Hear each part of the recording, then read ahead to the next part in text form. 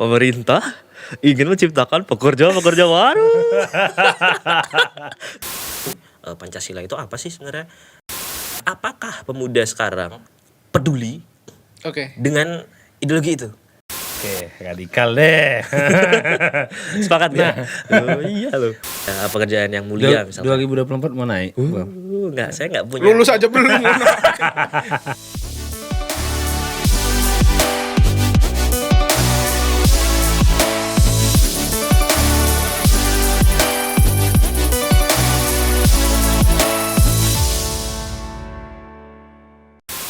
Halo semuanya, selamat pagi, siang, malam, pokoknya dimanapun kalian mendengar, kapanpun kalian mendengar, selamat datang di podcast Bulak Sumur Idea Forum. Oke. Sebenarnya aku mengenalkan diri dulu, nama aku Ilham. Di sini saya ditemani oleh dua teman saya, ada Mas Bancin dan Mas Bram. Silakan. Halo teman-teman. Halo teman-teman. Oke, jadi mungkin aku jelasin dulu bahwa podcast Bulak Sumur Idea Forum ini ya podcast dari HMI Bulak Sumur untuk menyalurkan ide-ide kita saja. Jadi ada topik-topik populer ataupun apapun yang bisa kita bahas di sini. Dan mungkin disclaimer, kita ini bukan profesional ya Mas Bancin dan Mas Bram. Jadi kita hanya menyalurkan ide kita. Teman-teman sangat bebas untuk mendebat ataupun mungkin ingin ikut berdiskusi dengan kita, bisa dihubungi juga di sosial media Bulak Sumur. Silahkan, kita banyak terbuka untuk berdiskusi seperti itu, karena kita adalah pembelajar sejati. Siap. Begitu teman-teman. Dan bahasan kita hari ini tuh mengenai mahasiswa zaman sekarang atau pemuda zaman sekarang yang ada fenomena tanpa ideologi. Jadi bagaimana mahasiswa itu ya udah tanpa ideologi, dan itu mungkin yang akan kita bahas pada hari ini. Mungkin bisa kita buka lah. Langsung aja tanggapan kalian. Maksudnya apa sih maksudnya fenomena mahasiswa tanpa ideologi yang bakal kita bahas ini? Gimana? Okay. Dari Mas Bram, Mas Bancin. Wah, justru aku mau tanya dulu ya sebelumnya. Kayaknya di Indonesia ini nggak ada mahasiswa atau pemuda yang tanpa ideologi sih. Tanpa ideologi. Ada. Wah, berarti tidak mengakui Pancasila. Kita harus mengakui Pancasila. Karena syarat untuk menjadi warga negara Indonesia adalah salah satunya percaya dengan Pancasila. Betul. Iya. Cuman kalau implementasinya menurut Bram gimana, Bram? Wah, implementasi Pancasila. Wah, ini pembahasannya bakal panjang ini ya. Iya. Pancasila sebenarnya ini sedikit aja sebenarnya, karena kita ngomongin ideologi sebenarnya ini terlalu berat tuh Mas di awal. Agak ngawur di Bancin kan. Tembakannya loh, pemaknaan Pancasila. Kacau juga ini kan. Cuman ya sebagai aku juga bukan seorang ilmuwan yang begitu mendalam ya memahami tentang ideologi juga. Cuman sedikit pengetahuan yang belajar di, ya kita kan mahasiswa di UGM gitu ya. Kita sempat dapat mata kuliah Pancasila gitu. Betul. Dan di sana aku diajari dari sudut pandang Notonegoro sendiri. Kalau beliau sendiri kan memaknai Pancasila yang diajarkan di kurikulum UGM adalah Pancasila itu seperti cara pemahaman kita seperti piramida gitu kan. Dari sila 1 sampai sila ke 5. Dan pemaknanya kita harus, kalau kata Notonegoro itu harus satu-satu gitu kan. Kita harus bisa memaknai sila ke-1 dulu, ketuhanan yang Maha Esa, baru ke sila kedua, ketiga, keempat, akhirnya jadi pemaknaan itu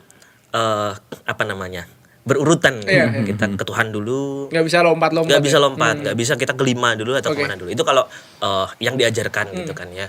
Sehingga tapi ya lebih dasar dari pengamalan ya, kita perlu tahu dulu ya, kita perlu pahami dulu Pancasila itu apa sih sebenarnya. Dan tadi pertanyaan yang menarik tadi, mahasiswa tanpa ideologi gitu kan. Kalau mungkin lebih tepatnya aku melempar pertanyaan kayak gini. Ideologi itu disediakan gitu kan. Ideologi itu ada banyak ya. Bahkan negara itu ideologi kita, negara bangsa negara kita itu Pancasila gitu. Belum lagi kalau kita bawa ke ranah-ranah lainnya kayak agama gitu. Setiap agama punya ideologinya sendiri-sendiri dan lain sebagainya, banyak, ataupun ideologi dari filsuf-filsuf kuno zaman dahulu. Nah, yang jadi pertanyaan adalah apakah pemuda sekarang atau mahasiswa atau ya di luar itu ya, mahasiswa, pemuda semuanya, mahasiswa khusus ya, para intelek gitu kan, peduli Oke. dengan ideologi itu. Jangan-jangan orang-orang tahu gitu, cuman tahu ideologi kita Pancasila tahu gitu. Tapi mereka nggak peduli gitu, nggak peduli. Nah itu gimana nih menurut teman-teman? Aku gini mungkin, Bram dan Ilham dan teman-teman Bulak Sumur Ideas Forum. Wah, asik. Salah satu yang harus kita maknai secara harfiah, ideologi itu kan dari ideas dan logos. Oke. Dan setengahnya sudah masuk di acara ini kawan-kawan. Bulak Sumur Ideas. Wah, asik, luar biasa. Memang ini Tinggal logosnya doang nih kan. ini nama podcastnya terceletuk barusan. Benar. Jadi aku juga berpikir, oh iya ya gitu. Cuman begini, aku meng-highlight yang tadi Bram sampein mungkin ya, dan ini kita coba kita refleksikan bahkan dengan diri kita sendiri kawan-kawan. Jadi kalau kita lihat ada di tengah-tengah saya Hanif Radi Bancin, seorang mahasiswa yang alhamdulillah sudah menyelesaikan, dan Ilham ada satu layar yang menampilkan satu bendera nih kawan-kawan, Oke. Oke. yang tempat di mana kita berhimpun. Bukan mahasiswa Islam. Betul. Menarik kalau kita bicara ideologi, ketika Hanif Radi Bancin, Ilham dan Bram dan seluruh kader HMI itu harus juga punya ideologi organisasi, karena NDP itu adalah ideologi organisasi, pun juga sebagai salah satu warga negara Indonesia. Berarti dia punya dua ideologi, Iya. Oke. sebagai kader HMI Iya. Dan sebagai warga negara. dan sebagai warga negara. Cuman implementasi, kita berkaca dari mahasiswa.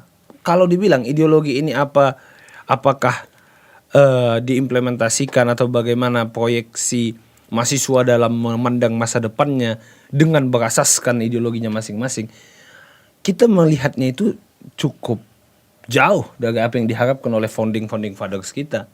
Bahkan kalau kita berbicara organisasi pun juga kita berbicara dengan pemeluk kepercayaan HM yang sangat mendasar, dan salah satu pendiri-pendiri mungkin bahkan dari organisasi kita ini, himpunan kita ini, juga agaknya saya yakin dan percaya cukup kecewa dengan bagaimana implementasi ideologi kita. Oke. Kita lihat kalau mahasiswa sekarang, kalau dia tidak aktif berorganisasi dan juga kepanitiaan, dia aktifnya satu kawan-kawan, magang. Kan? Oke. Apakah Menarik. apakah sila Persatuan Indonesia termaktum dalam implementasi magang? Oke, menarik nih. Apakah dengan kita magang juga mengimplementasikan sila pertama? Karena kan piramid kan. Berarti sila pertama dulu nih. Apakah dengan magang kita menjadi bertuhan? Saya rasa tidak begitu langsung juga kan. Wah, ini teman-teman baru kita nih. Wah. Mas Bancin ini. Atau gimana? Saya juga Apa salahnya magang? banyak salahnya, Bro. Menarik. Banyak ya? Banyak. Kalau magang tapi Anda tidak sholat, salah. Ya kan? Itu salah. Itu bukan. Iya, cuman bisa banyak kondisi. Cuman yang bersalah paling fundamental adalah ketika kita magang dan kita lupa bahwa kampus ini adalah ranah kita untuk semakin memupuk kecintaan kita terhadap bangsa dan memupuk bagaimana menjadi bibit-bibit unggul yang siap membenahi bangsa. Oke, stop. PR bangsa. Stop dulu Apakah di sini. magang mengarah ke situ? Nah, itu Bentar. menarik tuh. Magang mengarah ke situ atau enggak? Aku mau tanya ke Bram sama Bancin dulu. Pemerintah ini kan baru ada program nih, namanya MBKM. Waduh. Yang setauku ya. Agak ini ya. Topik kita ini agak Ini kok langsung ke sana ya? yang enggak lah, menarik. Yang setauku bahkan mahasiswa tahun kedua pun udah bisa langsung MBKM. Betul, Yang betul. mereka nggak dapat teori apa-apa. Betul, kacau betul. Dan mereka nggak bisa MBKM. Nah, Oke. dari pandangan kalian berdua ini, pemerintah atau Kemendikbud lah, itu mengarahkan mahasiswa ini kemana sebenarnya? Paham nggak? Oke. Ya kan? Oke. Mahasiswa belum dapat teori nih. Misal nih aku mahasiswa manajemen dan kebijakan publik, aku belum tahu teori tentang manajemen. Maksudnya aku belum mendalami. Betul. Di semester 1 aku cuma dasar-dasar ilmu politik dan lain-lain. Manajemen kebijakan publiknya baru disecuil lah. Tiba-tiba aku udah disuruh magang, disuruh mempraktekkan ilmu itu. Tahu nggak kenapa? Nah itu kan kita dasarnya belum dapat. Nah itu gimana gitu? Karena pemerintah ingin menciptakan pekerja-pekerja baru. Bukan intelektual gitu kan. Iya, Nah, itu- cuman tadi ini ya sedikit menjawab ya. Sebenarnya bukan menjawab. Aku justru mau melempar pertanyaan lagi. Oke. Dari sana pertanyaan dasarnya adalah why? Kenapa? Kalau dari awal ya, yang tadi katanya dilempar mahasiswa atau mungkin teman-teman pemuda sekarang nggak peduli gitu dengan ideologi. Kenapa tuh? Terus tadi disampaikan kok orang-orang pemerintah sendiri lebih malah menciptakan sebuah kurikulum atau mungkin sistem yang syarat akan kerja kayak kabinet aja ya. Mikir belakangan kerja dulu. Kayak gitu kan. Nah, kenapa nih? Kenapa kayak gitu? Nah, kenapa pemuda sekarang seperti itu? Kenapa ya? Apakah misalkan aku melihat ada dua ya. Satu dari sistem yang memaksa gitu ya. Oke. Sistem yang membentuk para pemuda kita, terutama calon intelektual ini berpikir secara pragmatis aja nih. Masa depanmu apa gitu. Tapi pragmatis nggak salah kan? Pragmatis nggak salah, hanya pragmatis yang salah. Maksudnya dia berpikir hanya pragmatis, gitu. Oke. Tidak idealis atau tidak punya pegangan dalam hidup dia. Kan ideologi sendiri sebenarnya kan diartikan sebagai ini kan pegangan kita dalam berbangsa, bernegara, dalam berhidup, dalam menjalankan kehidupan sehari-hari gitu kan. Kalau kita dalam kehidupan sehari-hari nggak punya apa yang dipegang ya chaos juga gitu kan. Betul. Oke. Nah, ya itu tadi kenapa sebenarnya. Nah, ini coba teman-teman kita jawab ya. Kenapa itu? Apakah karena sistem ataukah karena ya kita-kitanya aja gitu yang makin tidak jelas gitu kan. Aku mungkin gini, Bram dan Ilham. Kalau kita lihat ini ya, kita lihat tren. Ada tren yang mungkin kalau bahasa ininya transformasi entah ini daya pikir atau bagaimana kawan-kawan mahasiswa ini melihat. Oke. Dan ini kaitannya juga dengan tren perubahan zaman. Kalau kita lihat kan ada salah satu public figure yang menuliskan di sebuah bukunya kan, zaman di negara kesatuan Republik Indonesia ini kan menciptakan golongan-golongan baru yang selalu bertransformasi. Di zaman Orde Lama menghasilkan golongan-golongan militer yang sangat baik hingga akhirnya menduduki zaman Orde Baru. Orde Baru golongan-golongan militer tercipta sangat kukuh. Di zaman itu menciptakan golongan-golongan aktivis yang bertolak belakang dengan militer, dan ternyata di era reformasi menjadi kancahnya bagi kawan-kawan aktivis untuk unjuk diri begitu, untuk memegang kosan. Dan hingga akhirnya sampai sekarang kalau kita lihat kan zamannya tercipta oleh suatu kondisi yang dikuasai oleh beberapa aktivis dan menghasilkan prediksinya, dan sebenarnya sudah terjadi sekarang itu adalah kaum-kaum kapital yang memiliki kapital, pengusaha-pengusaha. Nah, itu juga sebagai kacamata kita, kawan-kawan. Kalau kita lihat Menteri Pendidikan kita kan yang juga mengurusi perguruan tinggi itu kan orang punya kapital dan bahkan belajar berpendidikan dan sebagainya. Saya yakin dan percaya salah satu pelajaran hidupnya Pak Mas Nadiem Makarim itu ketika jadi CEO Gojek. Itu bahkan jadi prestasi kita kenal Nadiem Makarim sewaktu dia CEO Gojek dong. Yeah. So yang kita lihat berarti gayanya mungkin akan mengarah ke sana. Dan ini berbanding lurus dengan tren transformasi zaman di negara ini. Nah, menariknya kalau kita lagi berbicara, nah apa yang salah nih dan sebagainya gitu kan. Kalau aku merasa tidak ada yang menjadi permasalahan secara praktik.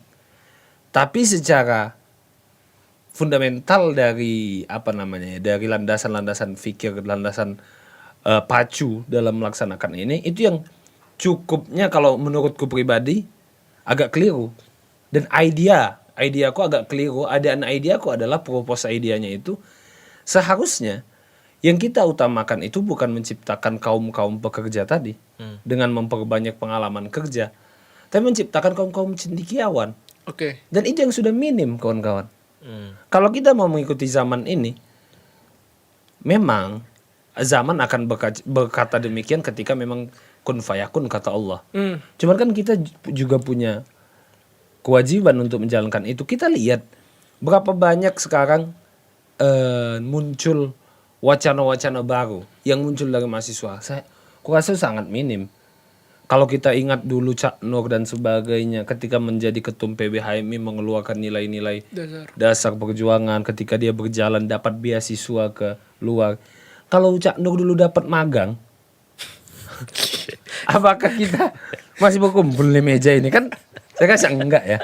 Nah, itu yang menjadi permasalahan. Masalahnya ini diimplementasikan ke semua. Saya ini mahasiswa vokasi guys. Oke. Alumni mahasiswa vokasi, dan kalau saya yang disuruh magang, wajar bro. Wajar. Vocational college, get ready for your future worker. Gitu ya.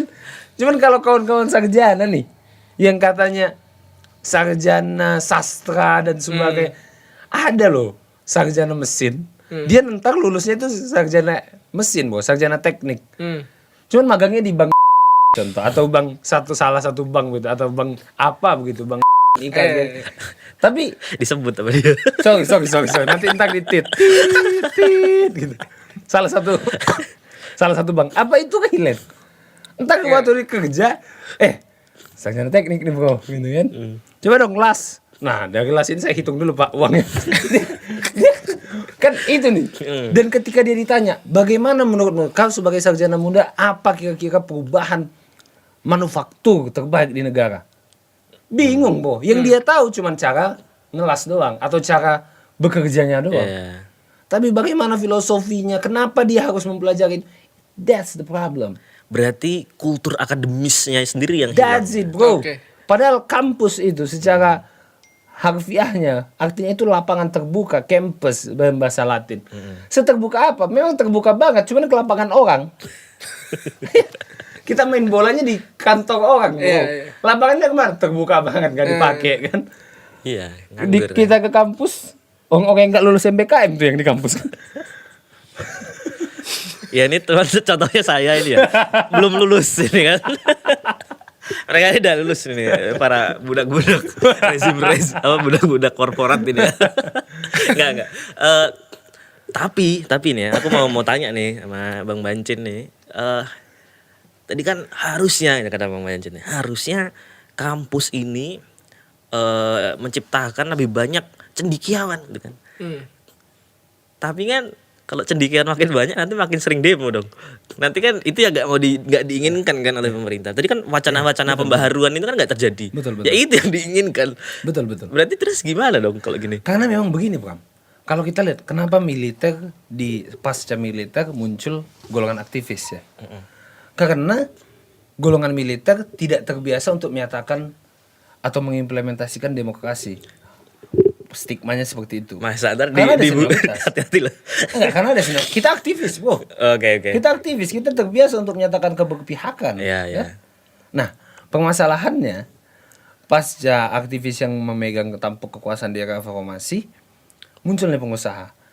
Ada tendensi tersendiri yang mungkin ketika terlalu banyak cendekiawan yang banyak demo, mungkin konkretnya nih akan dikonkretkan oleh orang-orang yang punya kapital. Mungkin demikian pembacaan orang-orang yang sedang duduk di pangku kekuasaan itu sekarang. Maksudnya kalau makin banyak cendekiawan nggak ada yang konkretin. Yang konkretin harusnya ngomong ini. Cuman harusnya nggak semuanya kali boy gitu. Nggak semuanya. Tetap kita butuh wacana-wacana baru. Itu yang menjadi masalah rasaku. Kita rindu banget kan dengan wacana perbedaan komposisi ideologis dalam sebuah elemen kemahasiswaan dan sebagainya. Itu yang kita rindukan. Walaupun masih banyak orang-orang baik yang masih memelihara serikat-serikat mahasiswa atau himpunan-himpunan mahasiswa yang masih memegang betul ideologinya masing-masing dan masih berani menyuarakan. Itu masih ada. Cuman minim atensi dari mahasiswa itu sendiri. That's the problem, Bo. Minim atensi dari Minim mahasiswa atensi, sendiri. betul, Bo. Oke, mungkin kalau kita bahas tentang MPKM dan tadi bagaimana mahasiswa teknik bisa sampai ke bank itu kan nanti panjang ya. Bisa jadi itu salahnya karena pemerintah ada MPKM, ternyata lapangan pekerjaannya kurang dan lain-lain. Iya. Tapi kan itu kan melebar. Banyak Ya. variabel banget. Ya. Coba sekarang kita switch nih. Jangan kita salahin pemerintah. Bagaimana kalau pemerintah bilang oke, kita terbuka sebenarnya MPKM kan nggak wajib ya. Itu nggak diwajibkan. Betul. Pilihan. Nah, gimana kalau ternyata organisasi kalian yang Nggak menarik, mampu. Iya. ya, nggak mampu menarik mahasiswa itu. Iya. Jadi Oke. jangan salahkan, maksudnya ya oke, Iya, kami iya. kami mengarahkan itu ke MPKM, maksudnya kami ada MPKM dan itu nggak diwajibkan. Paham nggak? Jadi Dan organisasi ya udah, ya mungkin juga ini salahnya organisasi yang nggak bisa menarik mahasiswa zaman sekarang untuk masuk. iya. Dan memang itulah indahnya hidup di negara demokrasi kan. Iya. Adu pengaruh jadi. Iya benar. Cuman anehnya, Mas An mahasiswa lawan pemerintah kan lucu. Adu Oke. pengaruhnya kan Mas An begitu. Oke. Good. Aku bener banget sebenarnya. Kita harusnya bisa nge-approach atau nge-reach out apa yang sudah dilakukan pemerintah dengan menggait atensi. Cuman masa apple to apple nggak sih? Dan kalau memang kita mau adu pengaruh di negara demokrasi yang seperti ini, harusnya kita juga dikasih keleluasaan, bro. Keleluasaan dong harusnya. Masalahnya kita dapat keleluasaan atau enggak? Oke. Nah itu yang masih kembali banyak banget yang masih bisa kesentuh. Dan aku rasa dengan kita nge-switch pola pikir tadi, harusnya ada kesetaraan dan apa ya, ada ya bukan kesetaraan sih, ada keleluasaan juga bagi kita untuk bisa berekspresi. Dan itu yang bukan aku mencap ini kita sedang tinggal di negara oligarki ya, tapi kalau mau pakai demokrasi, style demokrasi benar-benar demokrasi full dong, jangan yang setengah-setengah gitu kira-kira. Apa gimana Bob? Kira-kira Bob? Jadi sebenarnya aku pengen gali keleluasaan maksudnya gimana? Berarti kita tidak luasa maksudnya. Wah, tertekan nih kita. Iya banyak banget sih, banyak banget kasus-kasus mahasiswa yang tidak leluasa. Salah satunya contoh, kalau kita ingat tahun 2000 berapa tuh ya, 2019 atau 2018 yang di FH, yang salah satu kader terbaik HMI Bulak Sumur juga sebagai pengurus yang CLS. Oh, oke. Kan itu keleluasaan ruang mimbar Oke. mahasiswa. Oh, tuh. iya. Itu sempat viral dulu ya. Ingin mau menilik kembali Ya. makar secara konstitusional. Oke. Ini sekedar info teman-teman. Jadi dulu di pas pandemi ya 2020 kalau nggak salah ya. 20 ya? 2020 ya. 2020 itu ada suatu lembaga di hukum, lembaga mahasiswa UGM ya? UGM di apa namanya? CLS, Hukum Iya, Tenaga Kerja. CLS namanya. Ini waktu itu pandemi, kemudian keadaan kacau balau dan lain sebagainya. Nah, dari CLS itu mau ngadain diskusi tentang dimungkinkan nggak sih adanya pemahzulan presiden di masa Secara pandemi konstitusional. secara konstitusional gitu. Itu dibahas secara akademis gitu kan. Mungkin nggak sih? Kemudian secara akademis seperti apa kayak gitu. Nah, waktu itu tapi mendapatkan tekanan besar dari tidak tahu siapa gitu ya. Dapat tekanan, diteror dan lain sebagainya sehingga diskusi batal dan ya waktu itu seperti itu. Ya oke. Tergambar kalau gitu. Dapat pesanan Gojek, Boy. Itu yang paling lucu tuh. Oh, Pesanan GoFood berkali-kali gitu ya. Berkali-kali. Kalau Harus dibayarkan syukur, Bro. Iya, tapi dia Masanya nggak dibayar, Bro. Kasihan juga. kasihan ya. Aduh, ini orang ya Allah. Nah, itu kalau luasan tadi, Bro. Oke. Nah, ini aku sedikit menjawab sebenarnya ini kalau ngomong ini agak panjang kali lebar ini teman-teman. Tentang organisasi mahasiswa itu sendiri ya. Tentang organisasi mahasiswa yang tadi tidak sesuai sama perkembangan zaman atau mungkin tidak menarik gitu kan. Justru aku lagi-lagi melempar pertanyaan, Pak. Kenapa nggak sesuai lah gitu? Apakah nggak sesuai? Ya lagi-lagi kita perlu mempertanyakan 5B1 hanya gitu kan. Pertanyaan-pertanyaan basic. Kalau aku melihat gini, pada dasarnya, pada awalnya yang disebutkan Bancin tadi, apa sih fungsi kampus itu? Iya. Apa sih fungsi universitas itu kan? Kita di sini ya itu pemanaan yang luas ya. Cuman secara pengalaman pribadiku aku merasa di sini di kampus itu sebenarnya bukan gini nih. Pandanganku pas SMA ya. SMA aku mau kemana gitu, nyari jati diri ya asik gitu kan. Itu aku pasti mikir gini, jurusan ini prospek kerjanya apa ya gitu kan. Iya, benar Jurusan sih, ini benar prospek kerjanya apa ya gitu kan. Pikiranku kayak gitu, sepragmatis itu. Nah, tapi sampainya aku di kampus, kemudian aku di kelas, pun di luar kelas, justru sebenarnya banyak didapatkan di luar kelas ya. Diskusi-diskusi dengan entah senior-senior ataupun di organisasi-organisasi manapun itu, aku merasa jendela pengetahuanku dibuka, Pak. Sorry, saking semangatnya nih.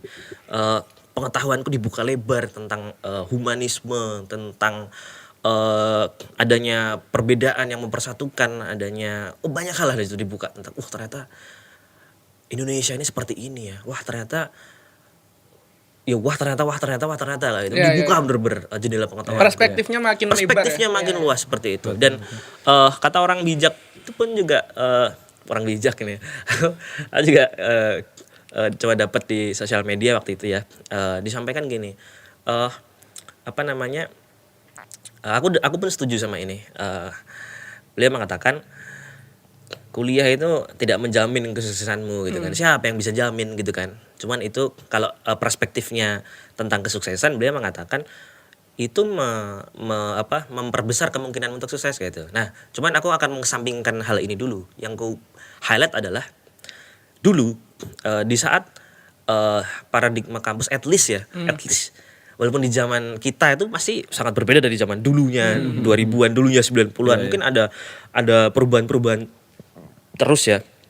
Nah, at least zaman kita waktu itu culture akademis masih terbentuk ya, masih belum banyak serangan kerja itu tadi, pengalaman kerja.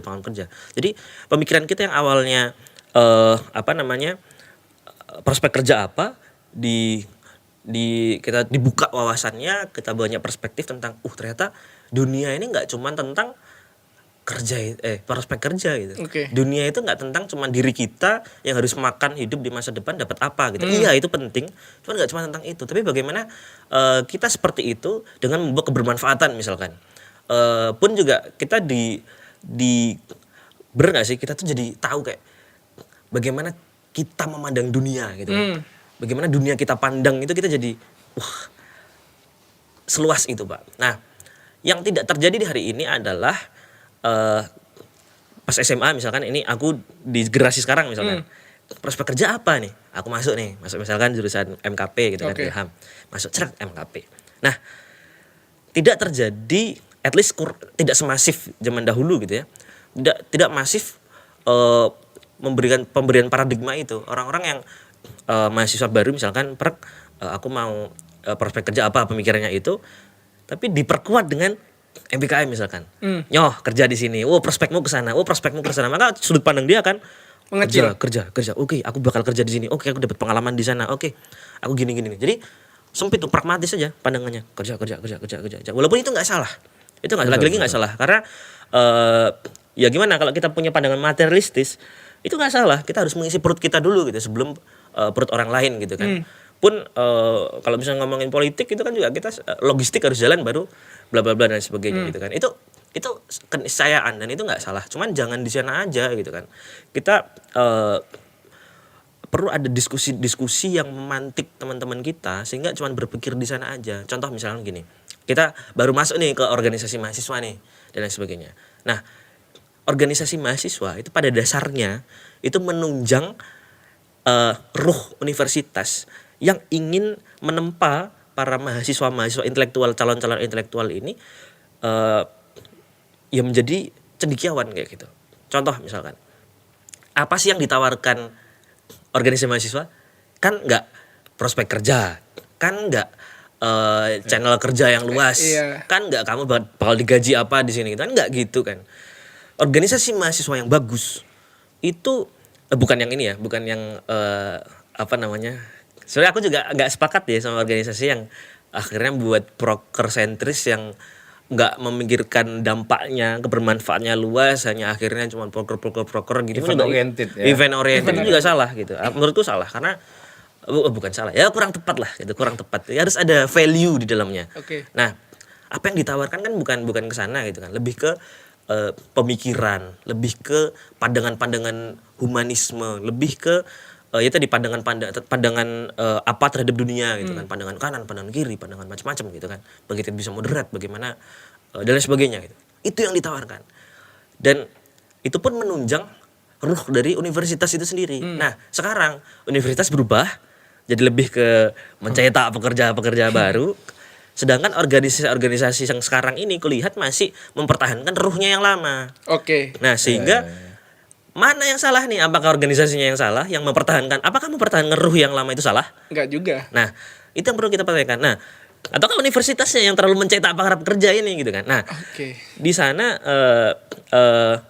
Itu yang perlu kita pandang, perlu kita lihat ya, para organisasi ini yang memang kalau kita bandingkan gitu kalah populer dengan memang desain makronya yang memang desain pemerintah yang ingin mendesain seperti itu kan, mencetak pekerja-pekerja baru demi menunjang 2045 dan sebagainya itu kan. Nah,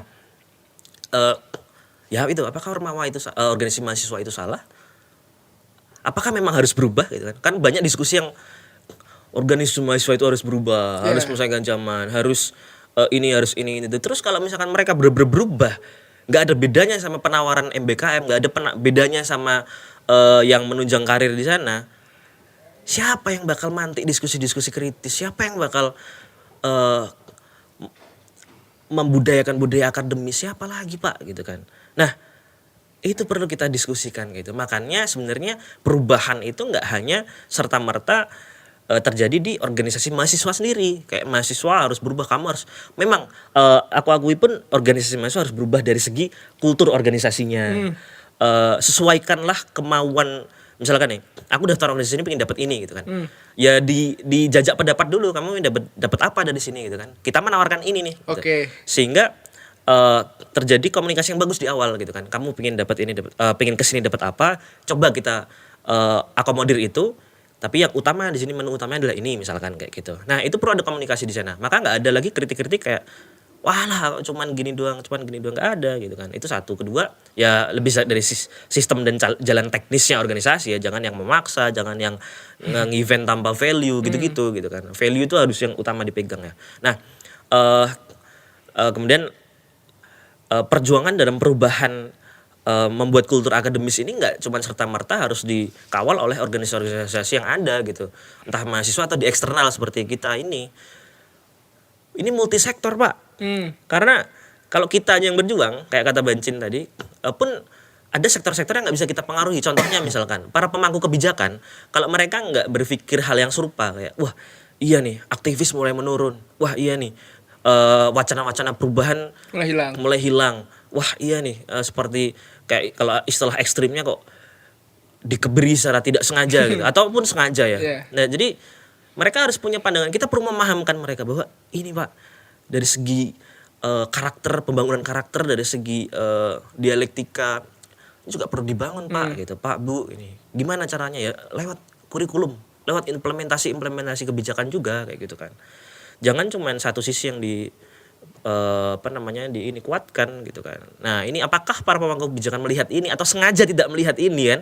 Tutup mata, tutup telinga supaya kepentingan yang jalan lancar, sama duit lancar. Oke, bisnis lancar, kita dapat duit gitu kan. Nah, ini yang perlu kita luruskan kayak gitu. Ini pandanganku ya. Gitu. Seorang pembelajar yang belum tahu apa-apa gitu kan. Oke. Sekarang apa ya? Kita kalau bahas sistem itu ya udah, maksudnya entah itu bakal didengar atau enggak. Cuman kalau menurut kalian berdua nih, kalau dari segi pribadi mahasiswa, kan kita bahas mahasiswa yang tanpa ideologi. Nah, apa sih maksudnya dari pribadi mahasiswa sendiri itu? Apa yang harus dia lakukan? Oke, kita tahu MBKM, ya udah MBKM jalan aja. Cuman mahasiswanya ini harus seperti apa? Apa yang harus dia lakukan untuk mencari ideologi itu tadi? Maksudnya mencari dasar, mencari perspektif yang luas yang dijelaskan oleh Bram itu tadi. Nah, itu mahasiswa itu harus seperti apa di tengah jalan, di tengah sistem yang sudah ada seperti ini? Oke. Apa ini jawab? Kau dulu. Aku sih ya. Waduh, makin jauh aja nih Bancin nih. Waduh. Aku wis 4 tahun di Jogja. Wis 4 tahun ya. Oke, wis saya jawab gimana. Oke. Nah, ngenten iki perancang. Enggak gitu. Enggak ya. Oke. Mengurangi indeks pembangunan manusia. Beda bahasan. Nanti. Bahasan internal itu. Itu nggak usah di-cut nanti. Ini sepakat gak teman-teman nih? Aduh. Ya nanti diskusi kita nanti ya. Tadi ya, apa yang harus kita lakukan gitu kan? Wah, udah kesimpulan aja nih kayaknya. Masih banyak yang perlu kita bahas. Apa yang harus kita lakukan? Lebih gini sih. Aku percaya setiap orang itu punya landasannya dalam berkehidupan ya, dalam menjalankan kehidupan sehari-hari itu punya landasan hidup gitu. sederhana ajaran-ajaran kebaikan gitu ya, ajaran-ajaran kebaikan yang entah dia dapatkan di mana kan, berguru dimanapun gitu kan. Cuman dari diriku sendiri karena aku orang Islam ya teman-teman ya, dalam ajaran Islam kan jelas ya, kita itu landasan hidup kita ada di basic ya, Al-Quran dan hadis gitu. Oke. Kita dilarang apa, kita diperintahkan untuk apa, itu ada semua di sana. Nah, ya sebenarnya pun dalam organisasi itu juga ya, di organisasi ada hal-hal yang lebih ditekankan lagi, karena kan sebenarnya HMI Himpunan Mahasiswa Islam kan landasannya juga ke sana gitu kan. Landasan Islam yang cuman memang diturunkan ada penekanan ya di NDP-nya itu ya, di sini ini dan comprehensive gitu, dan pun di tempat-tempat lainnya gitu kan, entah basisnya agama ataupun organisasi masyarakat dan lain sebagainya kayak gitu. Nah, yang kutekankan adalah gini teman-teman, kita ini nggak masalah kok menjadi memikirkan material aja gitu, misalkan duniawi atau mungkin pragmatis gitu, nggak masalah. Bukan aja ya, pemikiran itu nggak masalah, cuma harus diimbangi, intinya harus seimbang aja gitu. Kita perlu menanamkan pikiran ke teman-teman harus seimbang, kayak misalkan kalau Ilham itu kerja sosial terus gitu. Kasihan, kapan kamu memenuhi kebutuhan hidupmu sendiri gitu kan? Kapan makannya? Gitu kan? Perutmu diisi apa gitu kan? Gitu. Dan pun juga kalau kamu memenuhi kebutuhan perutmu sendiri, ya itu nggak dibenarkan dalam Islam gitu pun. Dalam HMI pun nggak dibenarkan seperti itu. Kita perlu peduli dengan sesama gitu kan. Selain hablum minallah, hablum minannas gitu kan. Kita perlu membina hubungan itu semua dengan Tuhan, dengan teman-teman kita. Dan itu pun juga ini seimbang aja deh gitu. Seimbang aja, cari ilmu, jangan cuma ilmu duniawi aja, jangan cuma ilmu. Ya itu juga sebenarnya ini ya lagi-lagi memisahkan ini juga. Ini juga diskusi ya tentang sekularisme gitu kan. Nah, ini ya intinya adalah karena kita ngomongin tentang kita harus apa, yang menurutku seimbang aja. Pun kita menurutku nggak bisa dipisahkan ya, apa yang ada di dunia, kebutuhan kita dunia dan akhirat itu nggak bisa dipisahkan, karena kita pun menjalani hidup dengan ya berislam juga. Kalau misalnya kita makan ya bismillahirrahmanirrahim, makan untuk kebutuhan perut, kita juga dapat pahala gitu kan, kita niatkan untuk berbuat baik gitu kan. Kita jalan, kita pakai sandal juga, sandal bismillahirrahmanirrahim, assalamualaikum gitu kan. Ya udah disatukan aja gitu. Pun dalam beraktivitas gitu kan, apakah aku dengan mengambil kebijakan ini, mengotok kebijakan ini, misalkan aku DPR gitu kan, amin kayak gitu, amin. Jangan ding, apa ya? Apapun ya, pekerjaan yang mulia misalkan. 2024 mau naik? Enggak, saya enggak punya. Lulus aja belum. Udah. Tolong ya doakan saya lulus dulu gitu. Amin. Oke. Ya misalkan saya jadi apa gitu kan, presiden misalkan gitu. Wah, kebijakan ini mudaratnya besar kayak ya, gitu kan. Ya itu kan pertimbangan kita perlu ideologi juga untuk menimbang itu gitu kan. Timbangannya itu seimbang gitu loh. Apa yang ya kita nggak bisa menafikan lah, itu sebuah keniscayaan para politisi kita, presiden, pemerintah kita tuh perlu menimbang, perlu bergaining dengan power yang ada kayak gitu. Itu perlu diberngin. Tapi kan jangan sampai zolim gitu kan. Intinya di sana. Nah, bagaimana kita bisa menimbang itu? Kita nggak boleh zolim, itu kan berarti kita harus paham dulu kan ideologinya. Kita perlu punya ideologi dulu kan. Perlu paham itu dulu. Nah, kalau misalkan di mahasiswa ataupun di pemuda-pemuda sekarang diskusi tentang ideologi ini nggak dibahas, mereka tahu tapi nggak peduli, ya gimana kita nggak zolim di masa depan kita gitu kan. Ya itu sih jadi pandangan seorang awam. Oke. Bram, Banjin gimana Banjin? Kalau aku begini, Bro. Kita harus radikal permasalahan seperti ini. Oke. Memaknai radikal tidak seradikal itu ya. Oke. Maksudnya, sorry, ku tarik bahasanya. Harus ekstrim. Karena untuk menumpaskan permasalahan ekstrim butuh solusi ekstrim. Dan ini sudah permasalahan yang cukup ekstrim rasaku. Karena ini sangat Aku lebih sepakat radikal sih, karena mengakar gitu kan, mengakar. Ekstrim dan radikal agak beda sih menurutku. Kalau radikal entar ya udah radikal. Radikal tuh bagus loh diksinya, mengakar. Iya, radikal. Oke, radikal deh. Sepakat gak? Iya loh. Maksudnya begini, Bro.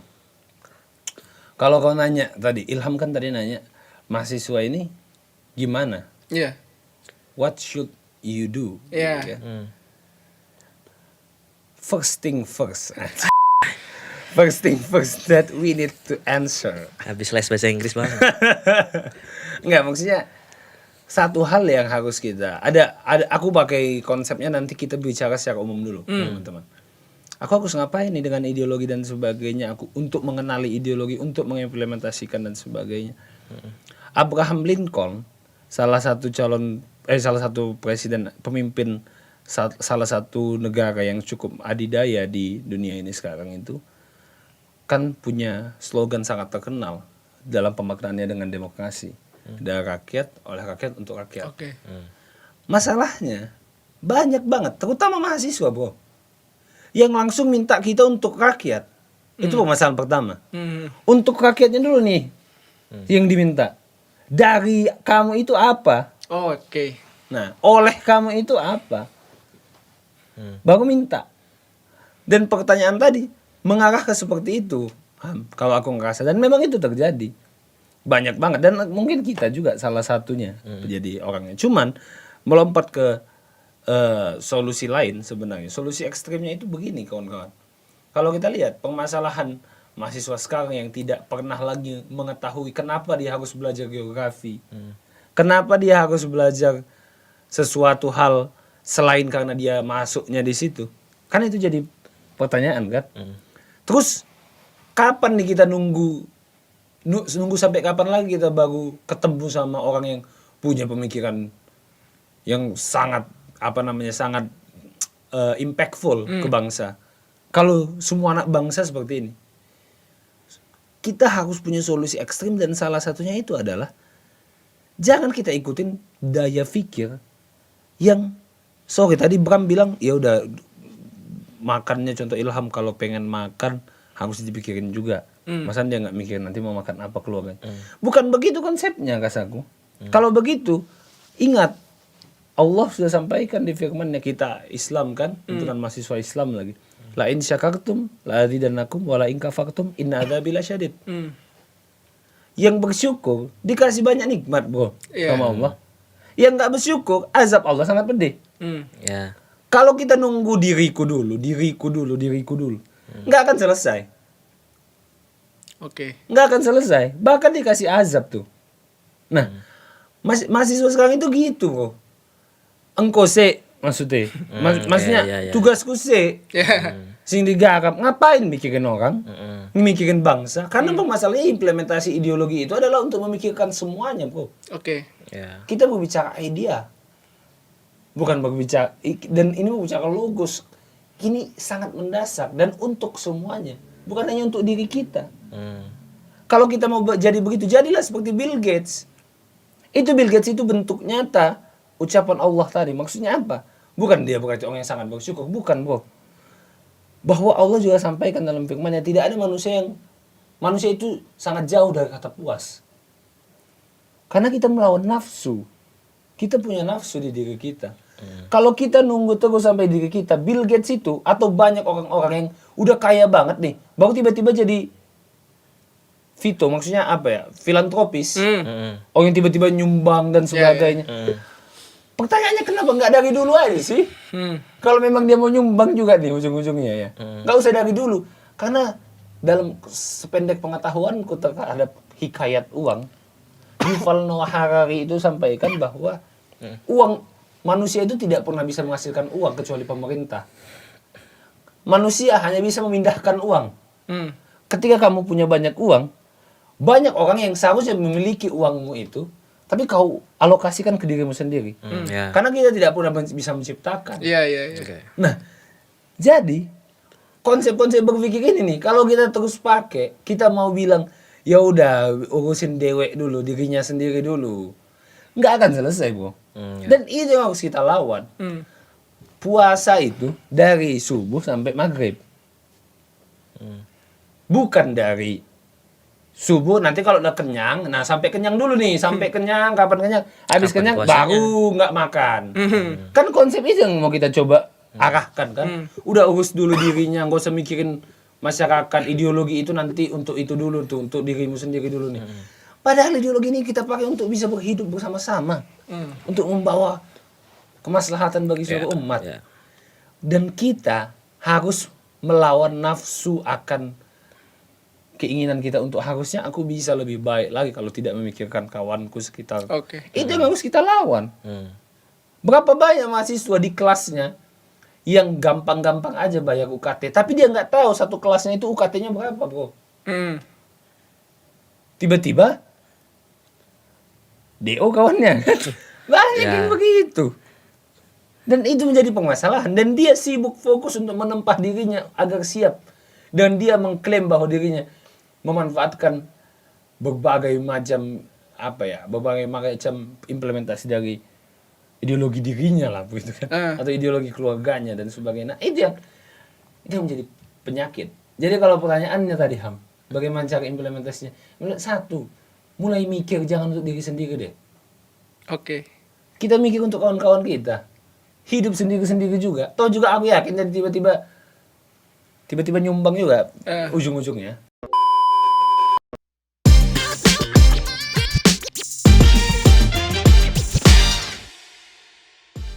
Banyak manusia kita mengambil satu peran yang impactful. Berdasarkan apa? Berdasarkan idea kita dong. Oke. Nggak akan selesai. Bahkan dikasih azab tuh. Nah, mahasiswa sekarang itu gitu kok. Engkau se maksudnya. Maksudnya iya. tugasku se. Ya.